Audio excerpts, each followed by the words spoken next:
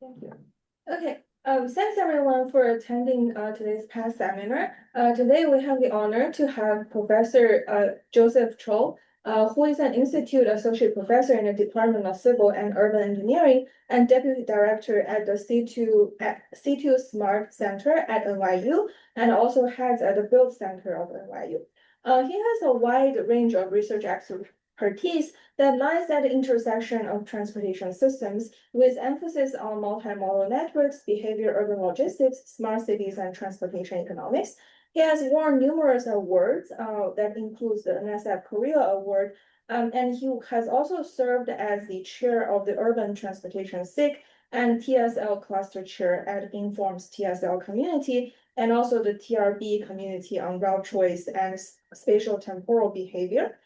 He is serving as the associate editor for several important journals, including Transportation Research Part C and several informed journals that include Service Science and TRB and Transportation Research Part B. Okay, so the floor is yours, Professor Cho, and thank you and welcome. Great. Thank you very much. So just to kind of start, yeah, thanks for having me. It's a real delight to be here. I put my postdoc, Shiran, who's also in attendance. Shiran, why don't you share your video and just wave hi? Yeah. Hi, everyone. Yeah, I'm So here. Shiran's a postdoc here. He's on the job market, and the work that I'm presenting today is pretty much his work that he's been doing for his dissertation and current as a postdoc. So yeah, I'm really happy to be presenting here. I think the last time I presented at Berkeley was when I was a grad student at UC Irvine. So it's been a number of years. The topic here is choice-based modeling with synthetic data, which I chose this topic. I thought it's a topic that folks at Berkeley would be very familiar with, so it might be of interest to you. And one note, our department just got renamed to Civil, Urban, and Environmental Engineering. Yeah, there's a lot of changes happening right now in MIT. Okay, so let me get started. So a little bit of background on our research center, right? So we have a C2 Smart Center. It's it was a tier one US DOT transportation center, and focusing on technology transfer, emerging technologies, tackling congestion. A couple of topics that we've worked on in recent years are, as you can see here, related to safety, environmental improvements, modeling New York City as a part of the network of living labs, and some of these topics that the ones in bold are the ones that my lab has been working on, right? We have a pretty big group in transportation now. So most recently we brought in Elizabetta Churchy to NYU Abu Dhabi, and before that, Linda Boyle joined us from University of Washington. Right, and of course, you guys know Samer and Monica and others, right? So, and Eugene too. I think he graduated from Berkeley also. So we have a large group on a lot of different areas. My area is focused on more of like urban logistics, urban fleets, right? Part of it is looking at optimization of urban mobility fleets. Part of it is looking at multimodal systems, how to design those kinds of markets and the economics of that. And part of that is also looking at city levels, system modeling and learning and monitoring. So those are the three kind of dimensions that my lab focuses on. Right. Today, I'm going to look at, well, I'm going to talk about three topic areas that share one commonality. So the commonality here is these three topics all relate to the use of synthetic data in fitting choice models that then can be used for systems design or revenue management and so on and so forth, right? So when we talk about synthetic data, we're talking about algorithmically generated data that could potentially represent an entire population, right? And these can also represent like complete individual level activity travel diaries, right? So the difference here is traditional survey data might only focus on small samples that are costly to collect with multi-year efforts. And when you try to fit models to them, you might have to make parametric assumptions, and you're using real data that might have more of privacy concerns, right? So with synthetic data, we're able to look at a whole population level. Of course, it has its drawbacks, right? It's synthetic, but at the same time, there are things we can do with it that we want to explore and talk about in today's talk, right? So that's really the advantage here. With these kind of synthetic data, it really allows us to look at populations in a more heterogeneous manner in high resolution, right? Right. And in particular, when we talk about scaling this kind of having this data available for like a whole population, we're able to uh, look at many different dimensions, and you'll see some of these examples in the talks today, in the various topics, and it fits pretty well with choice-based optimization and revenue management because we're able to have models for individuals, as you'll see later, where we can it's more deterministically specified so that it's easier to integrate into optimization. We also have spatial temporal granularity, so that's a good advantage, right? And this allows us to look at large scale trip patterns, right? And a second advantage of this is it works pretty well also to combine synthetic data with like real marginal data. So there's different efforts that we've also explored in ways of combining synthetic data with other data sources. So that can also be very useful. Okay. And the third advantage that we've really been exploring is how we can use this kind of synthetic data to support non-parametric choice modeling. So conventionally, when you look at like powerful choice modeling tools like mixed logit models, they often rely on parametric assumptions for the distributions. But with these kinds of synthetic population data sets, we're able to try to fit to agent level preferences and empirically determine coefficients and parameters. If we're using machine learning techniques, we can do that, and we don't have to make parametric assumptions. So that can allow us to really examine these variations and the implications of these variations from the population data to the choice modeling and the systems design aspects. All right. And well, one effort that we've been exploring a lot of is looking at this one particular type of model called agent-based mixed logit, where we are able to specify individual level coefficients within these populations, so that and this is using machine learning techniques like inverse optimization to infer these parameters. Right. So the three topic areas I wanted to talk about today relate to one is on the congestion pricing in New York City, which I'm sure everyone here is aware of, right? It's been running for a year now, fairly successful. We'll talk about how we try to model that using synthetic data combined with real data, and looking at how well it's able to address the needs of the whole population, all the various different segments. We are also looking at microtransit revenue management. So microtransit is on-demand transit, usually smaller shuttle buses that you can make requests for, pick you up, and you share rides with others, right? They're typically very hard to operate because they're costly, and so there's like fine thresholds for demand density where they really work better than fixed transit. And one example of that is in Arlington, Texas, where they've been very successful.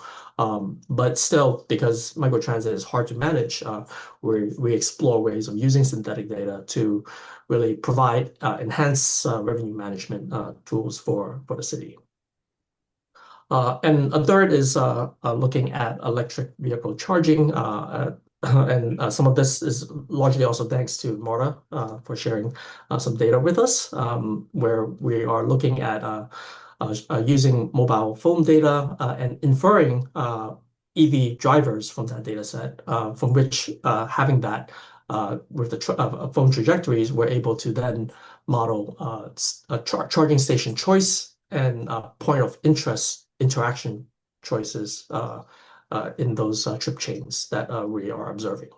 Right. So those are the three topic areas. None of these are published yet. They're all the first two are under revision, and the first one we're still preparing the paper for that. So feedback's welcome. Okay. So this first paper, you can find a copy on arXiv. So it's about the congestion pricing. And I saw that Muncie, you also had a paper just published on congestion pricing recently. So it's great to see that.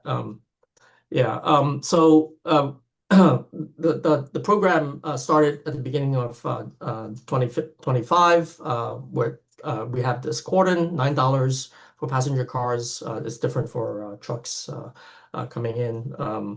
And this is covering the peak time of day. I think it's like 5 a.m. to 9 p.m. or something like that. And this has been pretty successful so far. There's reported increase of vehicle speeds within the CBD. Subway ridership is up, bus ridership is up, CO2 emissions are down.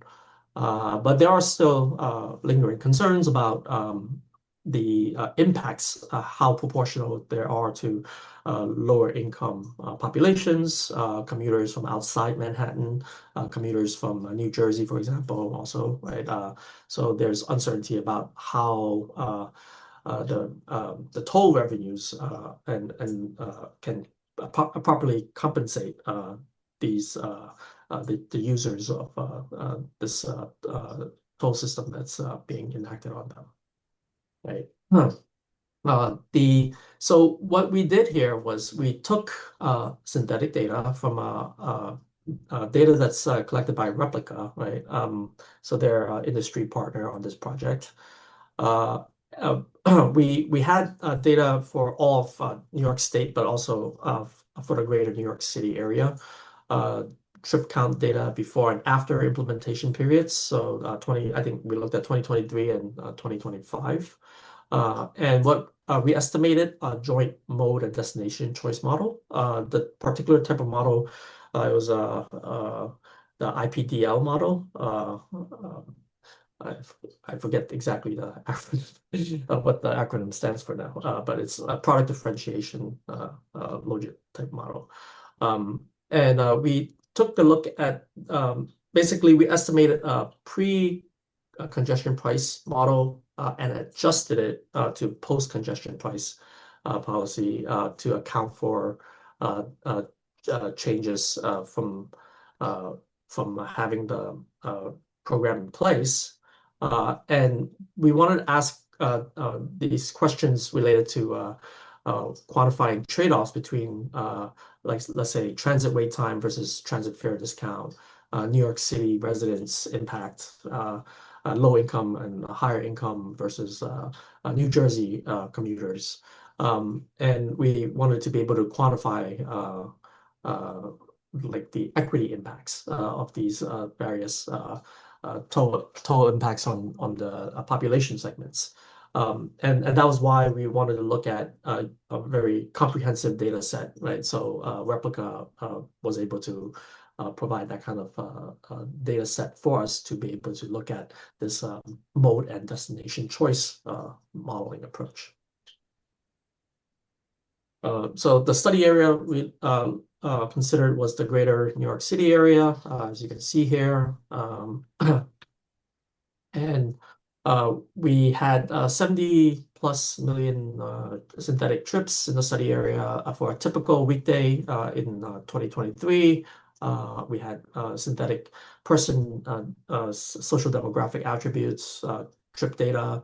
Um, we we took a look at the data and compared it to real data that we had available to us to measure the amount of accuracy, and found there was about a 5% error in the demographic attributes compared to census data, and 10% in commute mode share compared to CTPP data at the census tract level.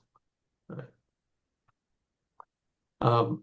For the data so when we looked at moving from 2023 to 2025, we used data from MTA. They're the ones largely collecting a lot of this post-congestion pricing data. Right? So vehicle entries to the congestion relief zone review overall 12% reduction. And the FHVs for higher vehicles, taxi trip going into the CRZ increase about 1.4%, transit ridership increased 9.4%, and congestion toll generated revenue of about 700 million annual revenue, and a net revenue after adjustments of about 581 million, right? So our modeling design here, looking at the joint mode and destination choice, was to consider county level trip OD pairs, right? So we had all these trips. We considered 31 by 31 county level trip OD pairs. For Manhattan borough, we split that into upper and lower Manhattan, where the CRZ zone was part of, right? And we also split the trips into further 16 segments, mutually exclusive. So you have commute, non-commute, not low income versus low income. Low income is poverty level, and not low income is higher than that. And then seniors who are not working and students that are not working. And we split them by the peak periods versus overnight periods. We looked at a couple of different modes, as you see here. The market is considering trips from an origin county made by a specific trip segment. And each alternative refers to a destination county as well as a travel mode that they're choosing. So there's 186 alternatives per market. So the model, the IPDL model for pre-congestion pricing was calibrated for 2023, and these are some of the coefficients. So I won't go too much into the details of this. It's there's a nesting parameters as well, right? Because it's the joint model captures that. But just to highlight some of the key findings here. In terms of the value of time, we saw for not low-income commuters, they exhibited the highest VLT, which made sense. Auto travel time was about $39 per hour. Transit wait time about $50 per hour, which is about it seemed to correspond to what we were seeing in the literature. Low income was about half of that. Seniors had moderate values of time. And more limited sensitivity to transit in vehicle and wait times. And students, you can see $9 for auto, $14.92 for transit wait time. And for New York City, the values of time were about 1.5 to 2 times higher than other regions outside of the city, the core city. So we made adjustments using the count data from MTA. In this process, we updated the alternative specific constants. So there's a driving constant that's adjusted, ASC for transit, or the toll adjustment, and for the other FHV as well, carpool and CRZ destination. All had adjustments made for post congestion pricing to fit to those changes that we were seeing. And based on that, we obtained revenues that seem to the predictive value revenues that seem to match about what the MTA report was reporting. All right. Oh, and yeah, you can also see that overall there was a 2.7% decrease in total trips entering CRZ during this period. Okay, so we show that using this model, we're able to show that the congestion pricing does generate a welfare loss of about 397 million per year, but that is less than the net revenue, and so it does exhibit counter-Hicks efficiency. So basically there's enough revenue to offset the costs experience in terms of the welfare losses due to the tolls charged to travelers, even considering the reductions in travel times for within the CBD area and the changes in the access from the outer boroughs and such, right? However, when we start looking at different population segments, we're seeing that there could be a risk that depending on how the tolls are distributed, it could risk not being Pareto improving. Right? So travelers who have high values of time benefit more from reduced street congestion. Trips more likely to involve driving or for higher vehicles are more heavily exposed to the toll costs, and travelers who are more flexible in shifting to public transit are less impacted by the toll, right? So we wanted to ask, like, in terms of compensating these different traveler segments, how can we best do that to achieve the Pareto efficiency, right? So the way we looked at this, so we looked at the requirement first, right? So New York City and New Jersey, we split that separately so that we could see how much it would require. As far as fully covering them separately for New York and New Jersey, you can see that for New York, you can achieve the counter-Hicks. So overall efficiency requires reduction of about 60.63 minutes in waiting time for New York City. So this is if we were to use the funds from the toll revenues to let's say add transit frequency, right? A service that translates to reduced wait time. So it's either that or we can use that funding to just subsidize travelers. And keeping in mind, we don't know actually how much it costs to change those frequencies for transit, but what we're looking at instead is what would be required to change to meet those compensatory needs, right? And so yeah, for meeting average welfare compensation, it's 60.63 minutes for wait time for New York City and 2 minutes roughly for wait time in New Jersey, or a subsidy of, as you see there, about 165 to 170 million per year for those two areas. When you break this to try to look at the Pareto level efficiency that covers all the different population segments, it becomes more challenging. So here we broke the graphs into two parts. So the left is for New York, the right is for New Jersey. And the way you can read this is we have a net amount of revenue. So we can either spend it all on wait time reduction, right? 100% reduction, or we can spend it all on annual subsidy.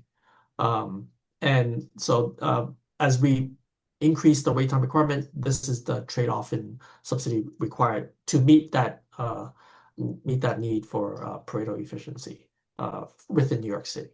And so you can see that you don't have to invest in transit improvements to the level that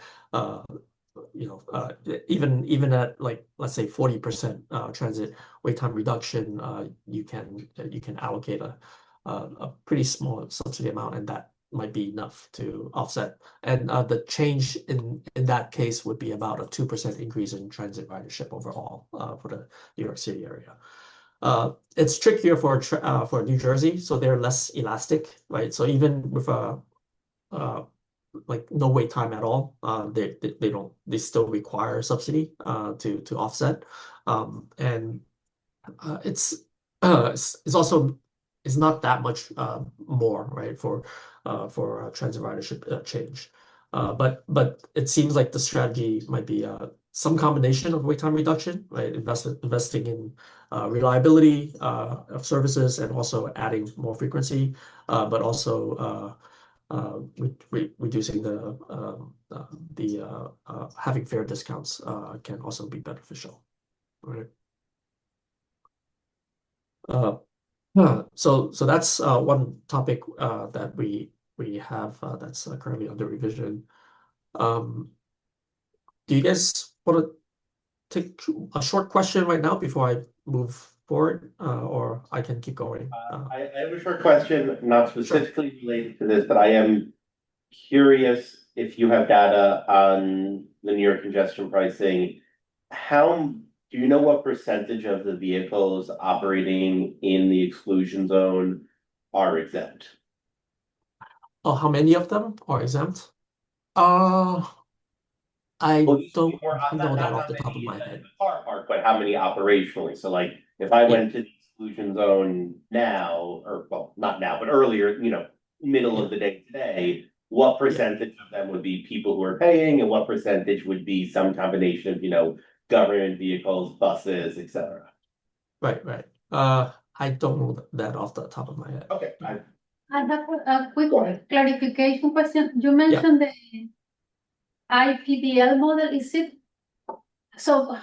the model that Replica uses to go from mobile phone users to synthetic populations, or is No, it's an alternative to nested logit type of model. So it's just another choice model structure. I want Yeah. to understand the logic. For example, in Replica, you can measure changes of behavior regarding the work from home and things like that. In Yeah. your case, you have congestion pricing and you have the Replica data. So you could, in principle, measure the behavioral changes on the Replica, right? But what you did is get the synthetic population, Yeah. build a choice, a logit model, and then estimate what the decision will be. But in principle, is your sense that we can measure that directly from the phone data and synthesize the population afterwards? Yeah, so we don't have the raw replica data, right? So but yeah, if we had the raw data, we could do that ourselves. Yeah. Okay, so the advantage is you get synthetic population, you have the model, and then you can predict behavioral Yes. change. These are the Yes. Oh, thank you. Yeah, and we can do like updates into the model as we get more information, more data. Yes. I also have a quick question. So Sure. based on your predicted mode shift, do you think there should be like a new design of transit? For example, because transit is also capacitated, although people often do Yeah. not model them as capacitated. So like, do you think there will be a severe overcrowding problem for some of the transit? Yeah, I think there can be alternate designs that can be more better operating, right? But I think there's also big costs associated with that too, right? So it's a matter of the appetite for spending on what they able to do. I think recently at NYU the Marin Institute proposed like instead of adding like instead of doing like fare-free bus, maybe adding a whole other like transit a subway network to the system for New York City. So there are like people looking at ways to um, improve upon the transit network, and I think there are opportunities to improve it. Thank you. Yes, thanks. Okay, I'll keep going then. So the second topic, and I'll go a little bit faster on this one. So the second one is microtransit revenue management. So the in Arlington, prior to VIA coming on board to provide microtransit service there, they had no transit at all. So I think they formally entered into an agreement with VIA in 2021. I think even before that, they were testing it out. So at this point, I think they're one of the largest microtransit deployments in the US. I think it's even more than 70 minivans now. And the fares are like $3 to $5. They have weekly, monthly ride pass, and the wait time is usually about like 12 to 15 minutes for these services. Right. So we wanted to see. So we had access to replica data here as well, and we were talking with the city of Arlington to look at like their subscription plans. So their monthly and weekly pass plans. Only a small proportion of residents use microtransit. It's very small, like less than 1%. So how do we capture this segment properly? There's only very limited marginal service data available for research at this stage, right? Without using this kind of like replica data, it would have been very hard to really explore subscription plan modeling here. Yeah, so we wanted to use that synthetic data, combine it with aggregated microtransit subscription data that VIA was sharing with us to look into this a little bit more. Right, so this is just an illustration of the synthetic data, 1.3 million trips in total, roughly less than 0.5% identified as microtransit. We split into weekday and weekend models, so you can see that. Also using the low, non-low income, senior student segmentations.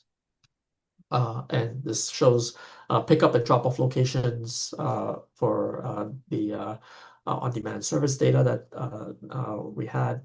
And we combined the data together. There's a couple of pieces here. I don't have time to really go into all the details, right? But there's a choice model that's a nested logit model where we have subscription plan choice. And given that the choice of ridership for the microtransit, we have a simulation that equilibrates so linking that choice model with the simulator on a day-to-day adjustment, we can then observe like as more riders come in on a day-to-day basis, perhaps then that might increase the wait time for service, right? Given the same fleet size, for example. So this can provide equilibration. And that would allow us to look at different types of revenue management schemes, right? So the focus here is more on just the demand model part. So the mode choice, which it's a nested logit, but it's actually using this agent-based nested logit that I mentioned earlier that we've been exploring agent-based modeling, right? So we are specifying individual coefficients for each of the members of the population in this synthetic population that's to see who's using the microtransit. There's 1.2 million parameters. We're using inverse optimization based techniques to infer those parameters. And we get results that seem to be a pretty good fit, at least to the synthetic data. All right. The subscription choice model component, we predict a number of like subscribers and for the weekly pass versus monthly pass. And so we're able to make predictions on how people might change those, whether they choose to purchase a pass or not choose or not make a purchase a pass, right? So these are some of the statistics around those, right? What I want to focus on is the key here is we can have models of the population that exhibit this heterogeneity, right? Each individual has a different set of coefficients, and it allows us to then integrate that in a more deterministic manner to optimize for, let's say, what revenue prices, no, what prices should we charge for like weekly pass and monthly pass. I believe that's what the axes here are showing. So this is, I think the X is for the weekly pass price, and the Y is for monthly pass price. So what combination of those prices would, let's say, maximize revenue, or find the total, increase the number of subscribers, or the microtransit ridership, for example. So we can achieve different objectives where we're still capturing that that variation across the population, right? So we thought that's pretty cool. Right. Furthermore, we can then evaluate different types of strategies, like what if the city was to engage with like a AT&T Stadium to kind of determine discounts for travelers to the stadium on game days, right? So we can evaluate those performances, as you can see here, right? Like if there's 100% discount or 50% discount, if either a stadium or the city is able to cover that, or uh, agree to some kind of discount that they can provide, we can provide analysis of that. And similarly, place-based subsidies can also be considered, right? If travelers are taking microtransit to go to a medical center in Arlington, we can also look at ways to cover that too, right? So that's something where by having this using synthetic data and fitting a model using machine learning, we're able to integrate it more to these kinds of optimization models to assess these different types of strategies. Okay, how's my time? Okay, all right. This one is much even quicker. So let me go through this and then we'll take questions, right? So the third one is looking at POI access within EV charging, right? So this is our most current project, working with Takahiro Yabe at NYU and his team. We're just starting we're in the middle of the second year right now for this project. Funded by NSF, right? So the idea is we have access to all this cell phone trajectory data across the US for multiple cities, right? And we're looking at trying to understand how people make choices. So trying to use that data to calibrate EV drivers or to infer EV drivers from that data, and then taking those trajectories out and using that to look at the trip chain behavior for EV charging station access, right? So this is some of the data showing for our Bay Area, right? So the data is provided by Spectus. We also combine so charging station data from AFDC, OpenCharge, do SafeGraph. EV watts data, thanks to Marta, right? Which allowed us to validate the inference model for EV identification, EV driver identification, at least for Boston, Denver, and Seattle. So San Francisco, we didn't have enough sample for that, right? And so now I won't go into details of this approach. So that's something that Taka's group is focusing on. But having that data, that synthetic data, right? Because now we have an inferred population of EV drivers with their phone trajectories. We can look at trying to model the choice of EV charging station. So the way we looked at this was to have to try to construct choice sets that made sense given the travel patterns that they had, like the trip chain patterns throughout the day from the GPS trajectories. And we also want to link those EV charging visits to visits to surrounding facilities. So like, are they visiting cafes or restaurants or other locations while they're charging, or like going to work, right? And then trying to capture that taste heterogeneity, right? So this this required us to kind of come up with ways to construct the choice set and so forth, right? Again, I won't go too much into the details here, but it's trying to so two different approaches might be like some might be charging along from one for more for convenience, right? But others might actually be going for a purpose, right? Going out of the way. So we are seeing people making both of those kinds of trips to charge. So again, using this agent-based approach of modeling the mixed logit, using machine learning technique, 131,000 parameters. This is not even the final results at this stage, where this is only for like an earlier data set that we had.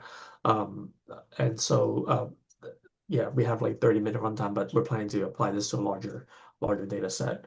It compared to non-agent based models, it fits better. And we're able to capture these non-parametric distributions for different purposes, right? Like if they're visiting restaurants versus retail, like what the values those would bring to visiting EV charging station. So some are positive, most are positive. Well, not most, but some might not be positive, right? So there are mixes, but we're able to capture that.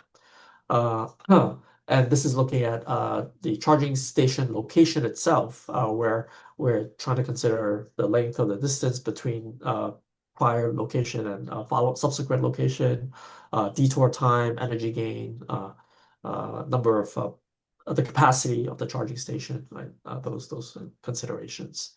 And again, we were able to capture these non-parametric distributions for them. And so when comparing to these, based on these preliminary results, we're seeing that there are heterogeneities are shaped by different contextual factors.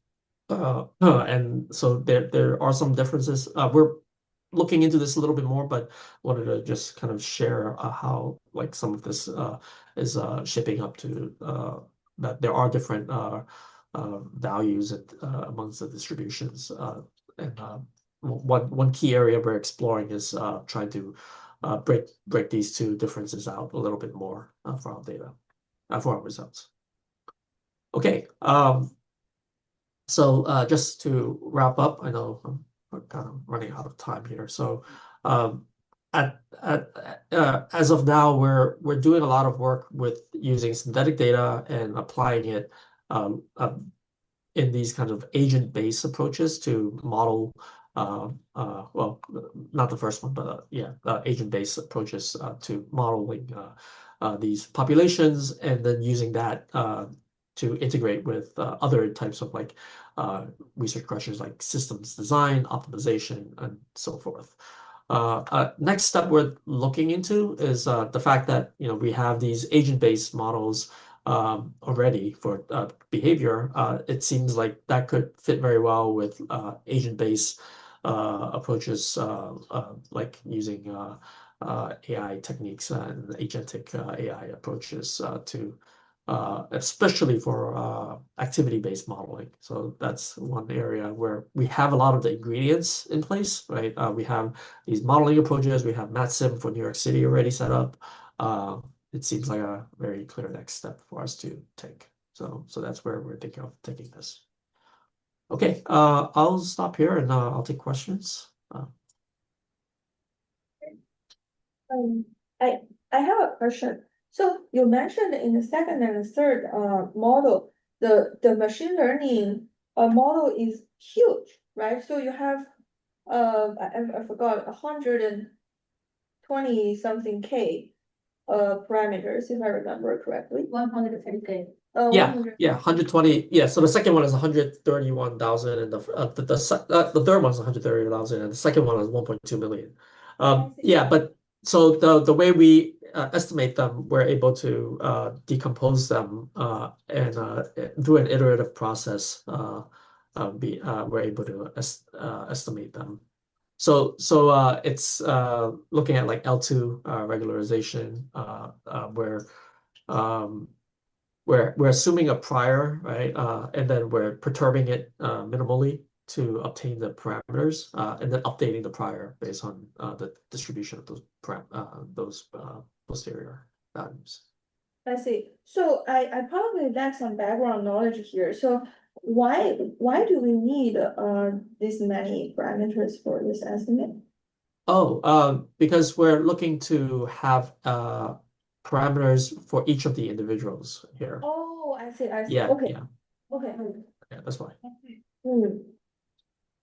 Wow, that okay, I see. So then for individual, how many parameters do you usually need for it? So the like if you're looking at this as a conventional model as like let's say a mixed logit model, right? You might have let's say they might have like eight coefficients, right, in the utility functions or something like that, or a dozen or something. And that those coefficients in a mixed logit setting, they're distributions across the population. What we're saying is we're doing it bottoms up where we are estimating individually all the coefficients for each individual, such that we can construct the population distributions. Right. And you actually cannot estimate individually separately, right? So these parameters, the estimate of them can actually is correlated, right? Yeah, it's not in isolation. Yeah, so you have to look at them together. I see. Okay. I have a question too. I'm very curious because I'm not familiar with this type of model. So if I see the plot lower left that they say GSB safety, and I see a distribution, and Yeah. I understand you're having parameters per individual. That's why you have a distribution of parameters. But Yes. what does GSB safety as a parameter? GSV safety. I don't remember what that stands for. But Xian's here if you don't mind stepping in here.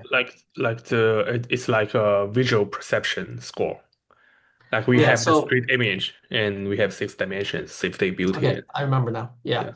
Yeah, so we're using Google Street Image data for the locations of these charging stations. Is a parameter that tells you how often the person is at home type of thing. So I'm very curious to interpret. Yeah, no, at each of the charging station locations, we downloaded the 360 street image data and use that as well to fit the choice of the charging station locations and the POI visitations. Yeah. So all this is kind of an evaluation of the destination, right? It's Yeah, it's an evaluation of so all these people that are choosing a certain charging station, for those observations, each person might vary in the value of the GSV safety, but it generally is around 0. So I it's understand now. yeah, but some people might value it more, some less. Yeah. Right. So when you take a look at some other examples, like for example, beauty, I guess that's like beauty establishments, right?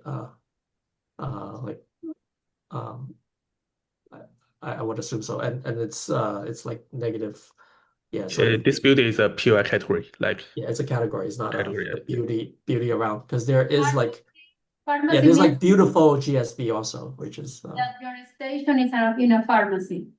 EV station that is in a pharmacy and so on and so forth. yeah. I see.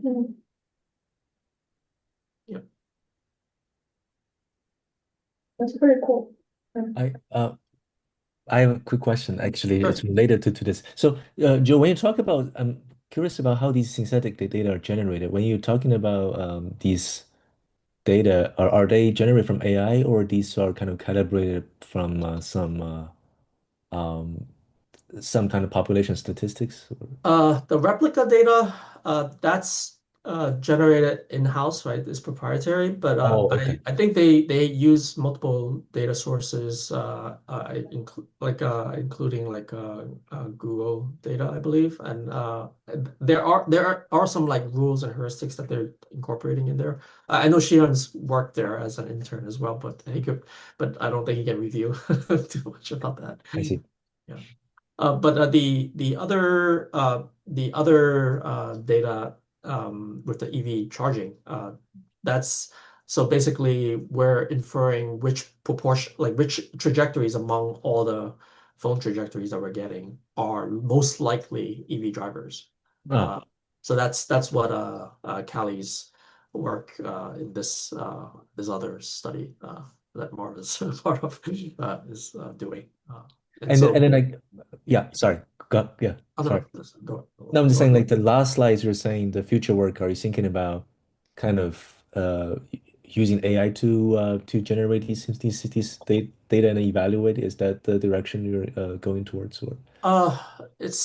Yeah, I'm thinking about kind of like taking well, we have samples of uh these well, even like synthetic population, but a lot of it is very static, right? I see. We don't have this kind of data observations of their responses to extreme scenarios. And I think that's kind of where I'm thinking to I explore. see. I see. Yeah, Right. it's Okay. still further down the road, but yeah. Yeah, there are some recent works, I think, compared these LLM generated like persona response with like Yeah. data and see like there are some a little bit mismatched, but they're roughly in the same range. But there are some good and some bad, because some computer science conference do not even care about the transportation, and they are terrible. But some people, there is a whole mix. Yeah. Yeah, but this is a very cool idea. Any other questions from the audience? Okay, if not, then let's thank Professor Cho and thank you for the wonderful talk. Yeah, thanks for your time. Thank you, Joseph. It was great. Yeah, thank you very much. It was a nice sharing this. Next time in person. Yes, hopefully.